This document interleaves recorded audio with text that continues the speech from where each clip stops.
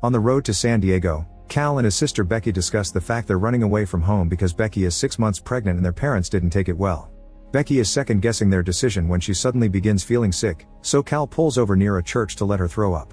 When they're about to leave, Becky says she hears the voice of a boy screaming for help in the tall grass.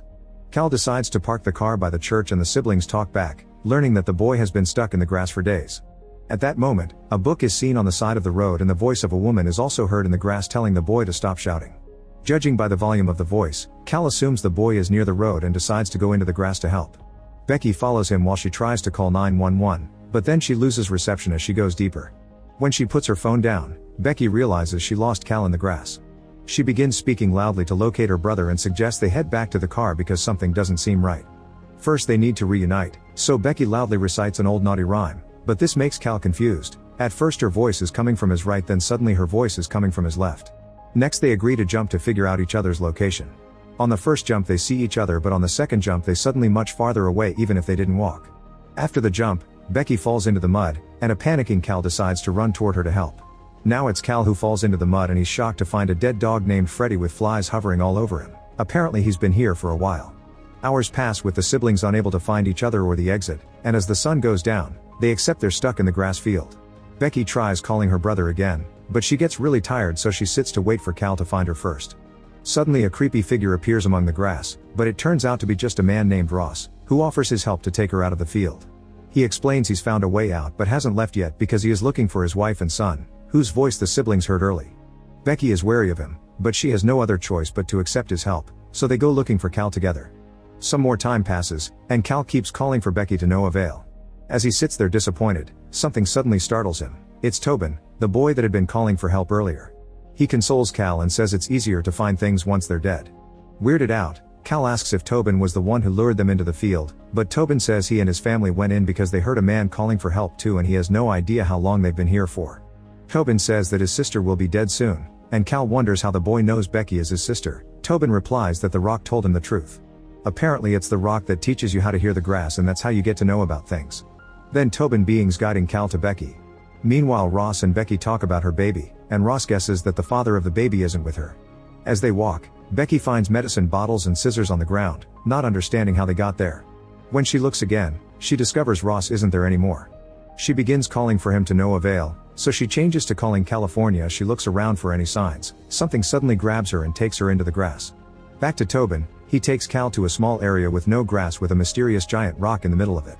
Tobin urges Cal to touch it, but when Cal comes closer, he hears whispers of what seem to be tribal chants. Right before Cal touches it, Becky is heard screaming, and Cal immediately runs in the direction of her voice, ignoring Tobin warning him to not get in there. Suddenly the day changes to a clear day, showing a truck stopping at a gas station on the same road as the church. This is Becky's ex Travis, who has come to look for the siblings. Since he finds nothing at the train station, Travis continues his journey and finds Becky and Cal's car parked by the church. When he looks inside the car, he sees bugs and dust, indicating the vehicle has been there for weeks. Travis begins calling their names and looking for them, but there's no response. Next he enters the church, but it's empty too. On his way out, he sees a book on the ground and picks it up only to see Becky's name on it. Suspecting the siblings enter the grass field, Travis goes in as well, folding the grass and following the sun so he can keep track of how to get back. Unfortunately every time he takes a step, the grass just unfolds itself. After a few steps, Travis realizes the sun isn't in the correct spot anymore, but regardless of his confusion he keeps moving until night falls. Since he's tired, he stops to lie on the ground and stare at Becky's photo. Suddenly something startles Travis. It's Tobin popping out of nowhere. As whispers and laughter can be heard in the tall grass, Tobin reveals he knows Travis' name and that he's looking for Becky, saying he can take him to her. Travis doesn't hesitate to follow him, only to be incredibly upset to discover Becky's dead body right in the middle of the field. As Travis clings to her crying, Tobin explains the grass doesn't move dead things because it makes them easier to find. When Travis looks up, Tobin is gone. The next morning, Travis wakes up and sees Becky's dead body right beside him. He picks up a necklace from her body and starts moving again, but then he hears someone and starts calling for help. It's Tobin who responds back, and Travis calls for him again so the boy can find him. However, the Tobin that shows up looks clean and healthy, and he's there with his mom Natalie, his dad Ross, and the dog Freddy. This reveals that the grass field is stuck in some sort of time loop. Suddenly Freddy runs into the field and Tobin follows him, ignoring Natalie's warnings. At that moment Travis realizes Tobin has managed to leave the field and tries to tell him not to come back inside, but it's too late, the boy is coming for his family. Natalie thinks she hears Tobin nearby and splits up from the group to find him. By the time night falls, Ross is looking for his family alone and comes across the mysterious rock. The next morning, Tobin is shouting for help while Becky and Cal are outside the field with the car again. However, this time Travis is in the field too. When he hears Becky's voice, he calls her name, and both siblings are shocked to hear him before replying. Travis tells them that he came looking for them, which Becky finds hard to believe. Suddenly they hear Tobin's voice reciting Becky's rhyme, and Travis follows it to finally find the boy. Becky does the same thing and is reunited with Travis, making the moment rather awkward. Shortly after, Cal shows up too and he clearly doesn't like the fact Travis is there. At that moment, the group finds Freddy's body. To add to the confusion, Travis tells the siblings that they've been missing for 2 months, but they don't believe him because from their perspective, they only left 2 days ago. Suddenly Becky feels like someone is watching them and says they need to go, so Travis picks up Tobin on his shoulders for the boy to find a way out.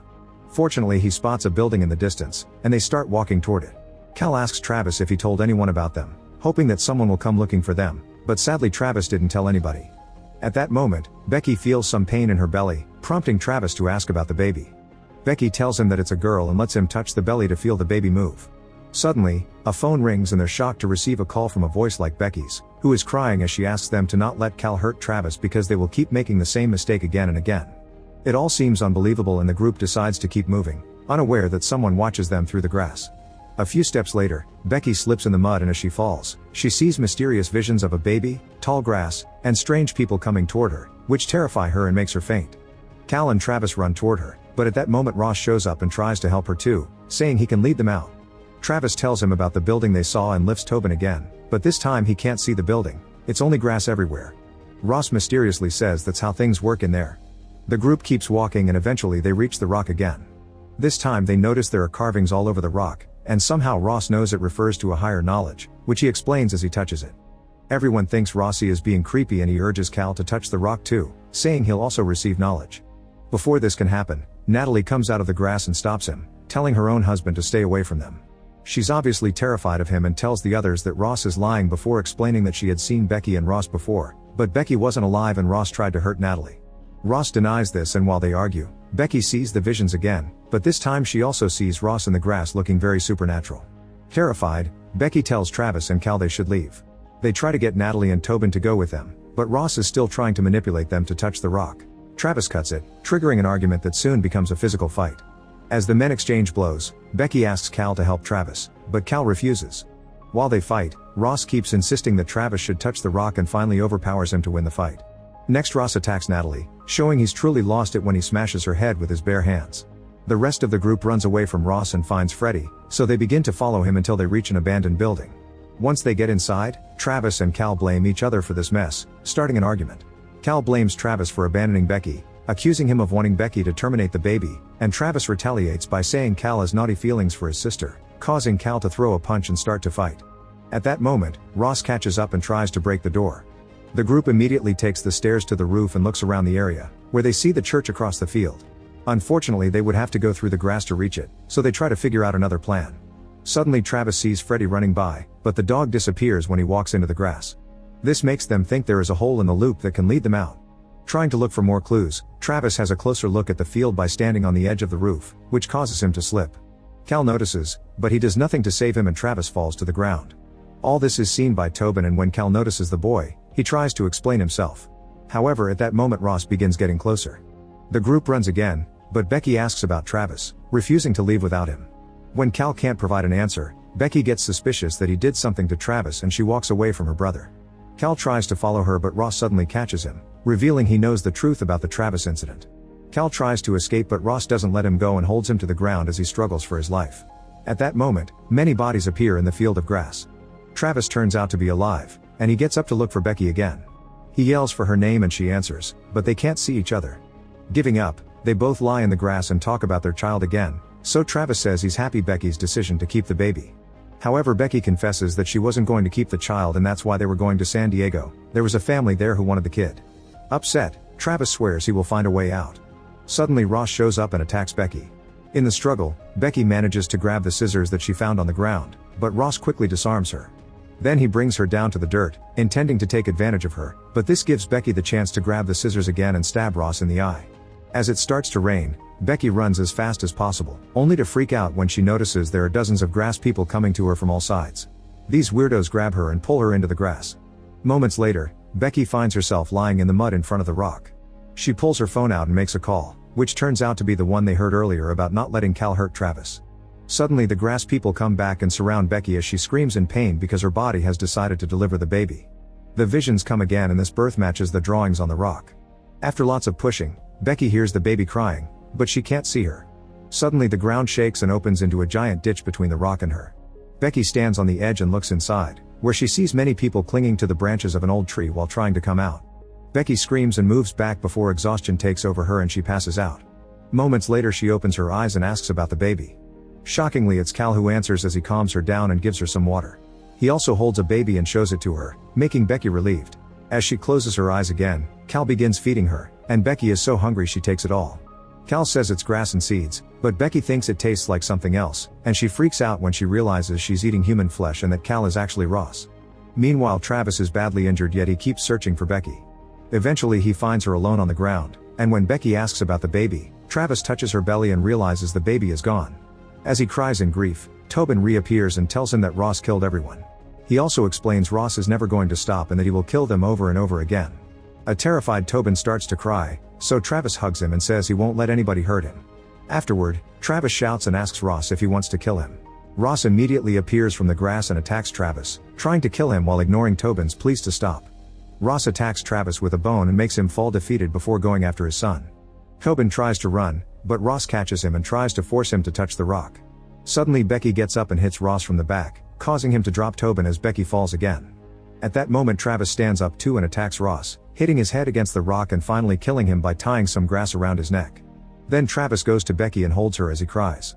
Not knowing what else to do, Travis approaches the rock as Tobin warns him that if he touches it he wouldn't be able to leave. Travis ignores him and touches it anyway, which makes him feel weird. Suddenly a red light emerges from the rock and spreads all across the field, almost as if cleansing the area. Travis now looks creepy like Ross used to, making Tobin afraid. The boy starts to run away, but Travis stops him, asking him to come with him. Ross hadn't been lying, the rock did give Travis knowledge of the grass field. He takes Tobin near the entrance and asks him to go out to warn Becky and Cal so they won't come inside the field again. Hopefully this will destroy the loop. Then he gives Tobin Becky's necklace and pushes him out of the field. In the blink of an eye, Tobin appears in the attic of the church.